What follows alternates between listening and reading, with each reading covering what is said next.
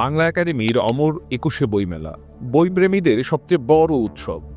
কিন্তু সাম্প্রতিক সময়ে এটি শুধুই সেলফি তোলার জায়গায় পরিণত হচ্ছে কিনা সেই প্রশ্ন উঠেছে।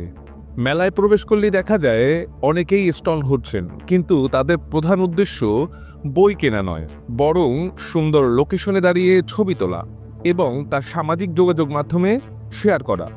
প্রকাশকদের অভিযোগ, দর্শনার্থীদের ভিড় বাড়লেও বই বিক্রির হার আশানুরূপ নয়। বিশেষ করে নবীন লেখকদের জন্য এটি হতাশাজনক। তবে বিশেষজ্ঞরা বলেছেন, সেলফি তোলার প্রবণতা পুরোপুরি নেতিবাচক নয়, এটি বইমেলার প্রচারে গুরুত্বপূর্ণ ভূমিকা রাখতে পারে। তাই সেলফি কালচারকে বই কেনার সঙ্গে সংযুক্ত করতে বিভিন্ন উদ্যোগ নেওয়া যেতে পারে। বইমেলার মূল উদ্দেশ্য সাহিত্য ও জ্ঞানের প্রচার, তাই বইপ্রেমীদের শুধু সেলফি না তুলে বই কেনার প্রতিও আগ্রহ হওয়া উচিত, এমনটাই মনে করেছেন প্রকাশক ও লেখকরা। মেহিদ হাসান, ইনসার্স, বিডি নিউজ।